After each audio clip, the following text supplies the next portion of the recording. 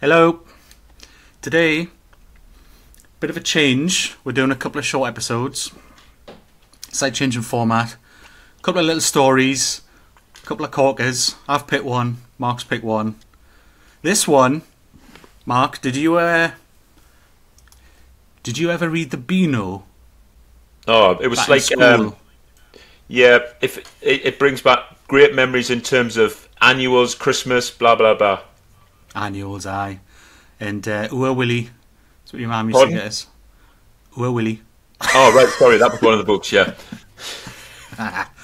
Yeah. So there was always a desperate Dan in there somewhere.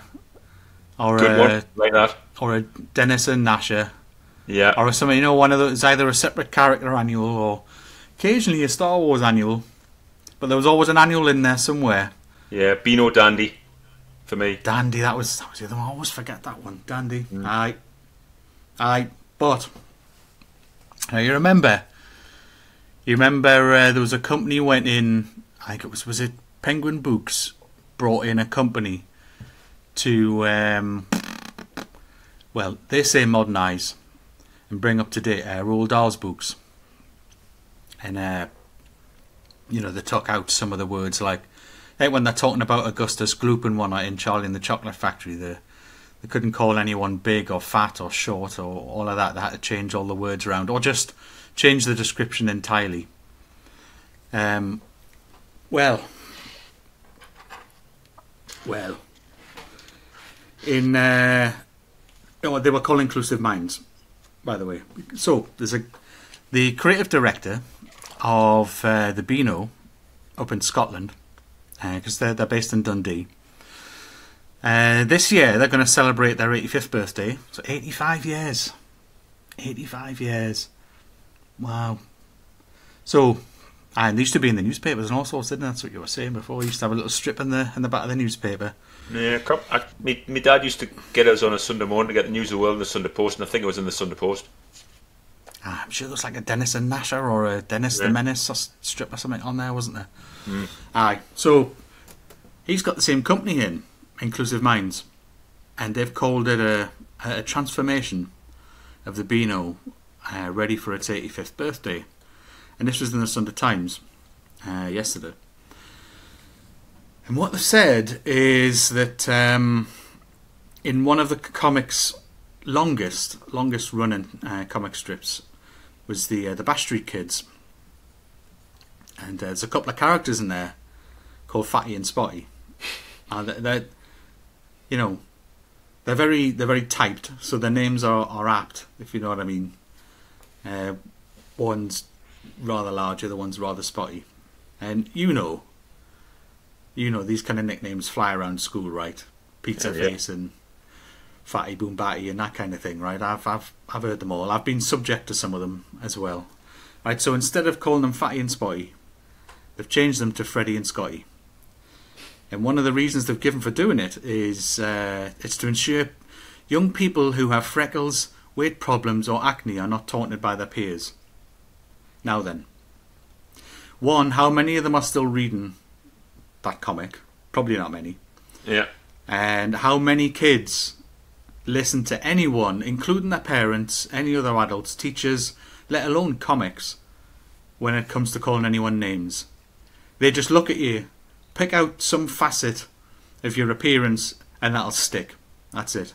Even if that thing changes, you still get called that name because that's who you were, and that's how they've known you as, right? So I don't see. If anything, if they hear this in the news, there'll just be an uptick in it, right? There'll just be a rebellion of calling more kids Fatty and Spotty. It won't achieve its goal. And lastly, if that wasn't enough, what they've done is they've welcomed 5 new characters or classmates into the comic strip called Harsha, Mandy, Khadijah, Mahira, and Steve Starr. And one of them is a ginger wheelchair-bound kid who loves science. Another one loves ghost hunting. He's not ginger. He's redhead. Oh, redhead. Aye. Redhead. Soz. He's strawberry blonde. There's another. So there's a black kid. Is it a boy or a girl? I can't remember. Who's a ghost hunter. And then there's another one. What was? Oh, I can't find it. Another one's hobby was something to do with social media or YouTube or something. But a stand-up comedian, I think it was. But they're wearing a hijab. Right, so there's a little bit of all sorts in there.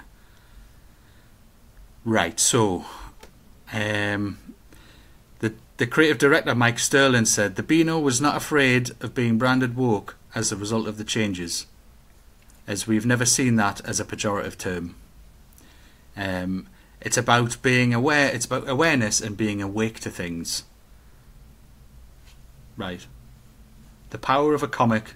Bearing in mind, back in the day, they had a circulation of 1 million a week.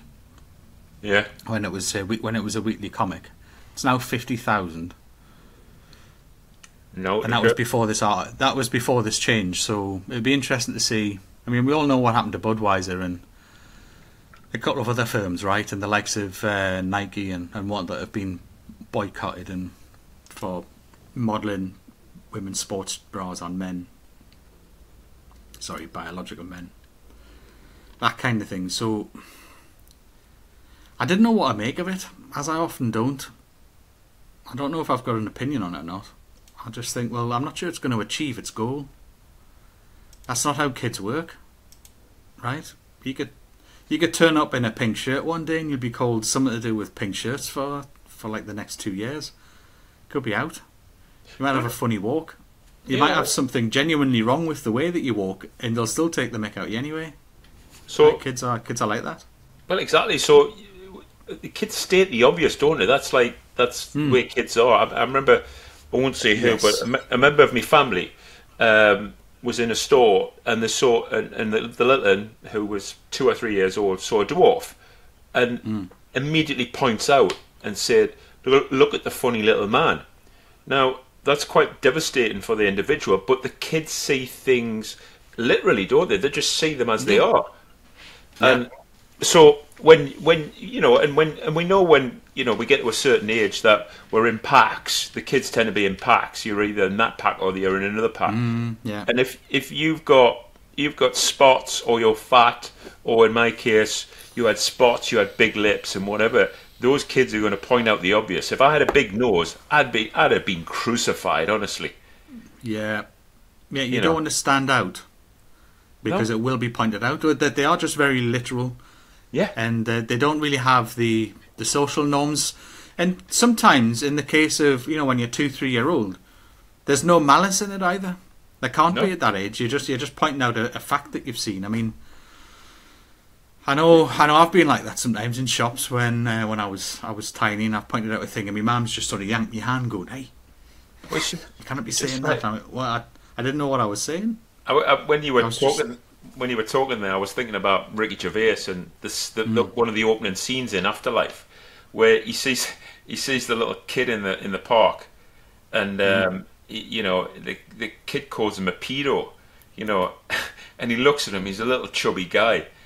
And Ricky Gervais says to him something like, you know, if I was a pedo, I wouldn't be interested in somebody like you little fat ginger twat, you know. So is Ricky Gervais the ultimate kid in disguise? That's one way of looking at it, because he just kind of call things as he sees them. Yeah. So we're going, me and Simon, without malice as well. He just says, "This is that." Yeah, me and Simon are going to redo the Beano in the opposite version, and we're going to bring in characters called Ricky and Jordan Pedeston, and we're going to have some of the Viz characters in there. Viz, oh, can you imagine? Can you imagine trying to redo Viz? I mean, you might as well just chuck it in the bin. Yeah, I mean, yeah. Some of the Sid the Sexist, Jesus, yeah. Some of the jokes in there. Buster Gonad. Oh. Buster Gonad. Buster Gonad. Sid the Sexist. I remember one of my mates lent us the lent us the video, and some of the one-liners in there I will never forget. You know, and it was like, you know, do you like fruit? And I can't finish the line off because it's just so obscene.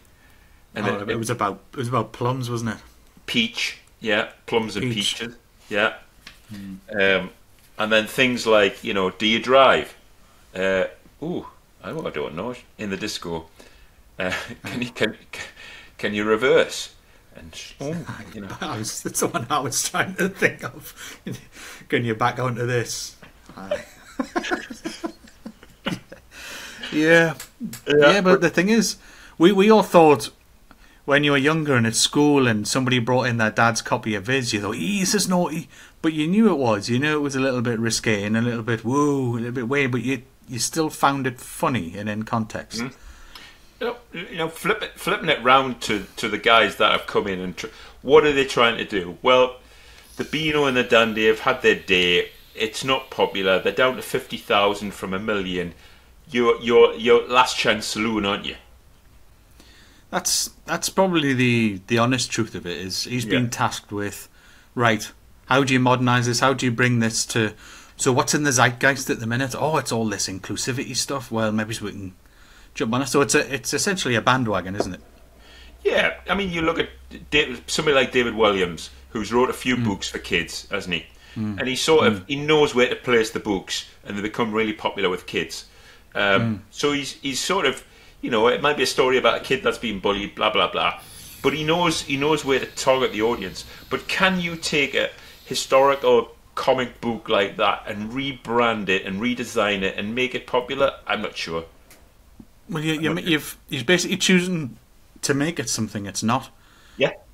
And to be fair, maybe you should just admit that schools aren't quite like that anymore. So perhaps just the comic is no longer relevant. Perhaps there would have been better making a new comic. Correct. Yeah. Pick a whole load of new characters, build them. You've got 50,000 viewers left. You know, you're still doing books, but buy one get one free for a couple of years and get kids looking at the new Beano or the new Dandy free of charge. Because you are at the last end. You know, newspapers all know that they're basically finished, so they're putting horrible stories out to get you to buy something because they know they're at the end. They're at the end. Yeah.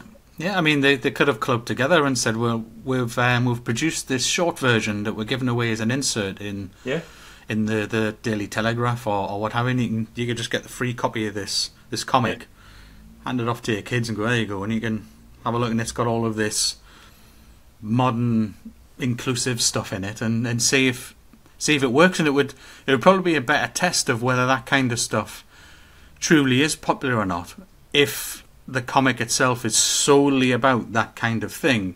And if no one buys it, what does that tell you? Or if everyone buys it, what does that tell you? So if it's somewhere in between, surely a proper test would have been that, rather than trying to crowbar something that's been, I don't know, deliberately insulting. I mean, they've even changed the way the teachers, there's all the teachers in there were seen as sort of nasty authoritarian figures. They've changed all of the teachers, so they're now all understanding, inclusive, and there was a word for it. I can't find where the word is in the article, but basically they were. And it's sports nurturing. Day. I think nurturing was the word. Oh, so they're all nurturing. Yeah. Yes. And it's sports day. They would all be winners, wouldn't they? Oh yeah, everybody gets a medal, even 15th place. Yeah. So I've always wondered, when that happens, how does the first person feel? Say, well, I got first, but your medal's just a slightly different colour. Yeah. Yours is LGBT barbecue colour. Yeah. Yours is like a fake gold, and everybody else's is this other. Aye. Oh, no, by the way, when you get out in the real world and you go to your first job and you say I want promoted, and they say no, and you're devastated by it, that's because you've been taught that whatever you ask for, you get. Yeah, but I participated though, Mark. I participated, so where's my promotion? No, you're still shitting participating. You're still shitting. But I participated though, Mark. Yeah. You go participate somewhere else, matey. I think to close out. Yeah. My worry is that great, back in the day I could have done with some more inclusivity rather than all the bullying I went through at home and at school and just about everywhere else for being so different and whatnot. But what it did do was prepare me, and I've had a watchful eye on, maybe it's not soon enough, but I eventually learned to have a watchful eye and value friendships and not just take friendships for having friendships. In these days, the friendships I've got, yes, maybe it's only been the last 10 or so years, but the ones I've got now are entirely different to anything I've ever had prior to that. I'm just worried that the world itself isn't really going to change. And I've said this to a few friends, that look, people are dicks. It's not, people aren't at their core nice people. No, it's the other way around. That being nice is a choice, and sometimes it's someone's character. Just you always want to be helpful, but in many places it's still seen as a character flaw.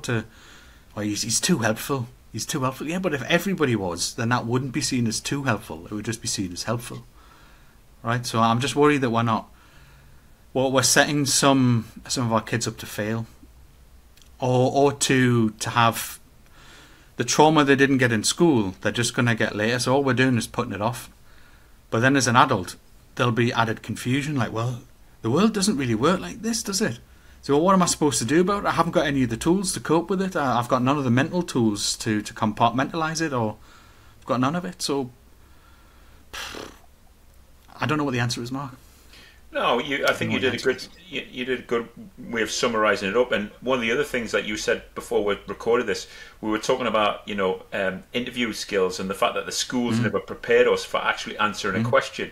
So the schools need to prepare them for that outside world that they didn't really do well for us.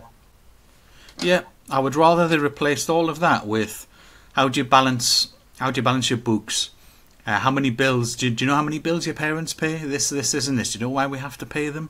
Do you know what VAT is? Do you know how many different things there's VAT on? Do you know why your parents keep these receipts? Blah, blah, blah. All of that stuff. And make sure when you're in an interview, make sure you answer the question.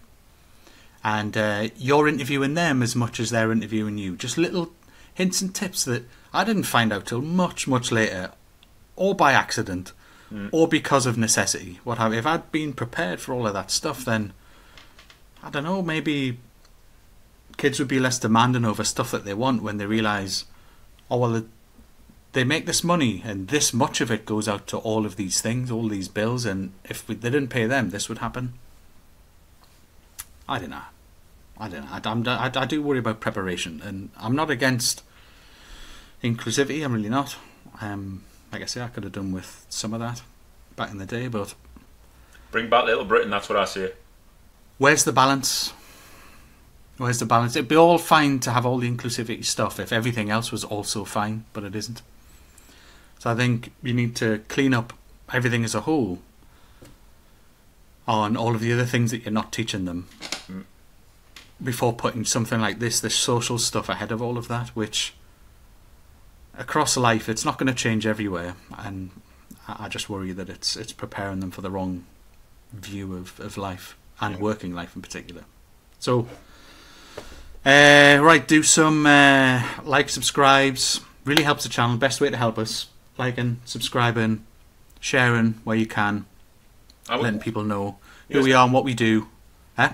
Here's a number. I watched Stephen Bartlett, the CEO. He's got like millions and millions of viewers. 75% of his viewers don't press the flipping subscribe and blah blah blah, which really helps, doesn't it? 75%. Oh, it's true. One of the channels I watch, he's chuffed because he's got over 90,000. He's just hit 95k, and he said, "Do you know what? This is the best I've done on views is 15,000. Yet I've got 90 odd thousand subscribers. But the best any one video does is 15. Is sort of his record. And And when he first started out, like you said, he didn't have this synchronization between viewers and subscribers. When he's only had like 1,000 subscribers, he might have 2,000 views. It eventually flips once you end up huge, but they're always out of whack with each other. So your subscriber numbers don't necessarily mean anything. Your views do, right? So more views, give us some shares. The like and subscribe helps on the YouTube algorithm at least, because it at least gets you noticed and out in the various recommended video feeds and whatnot. So it helps that way. But until the next episode, take care.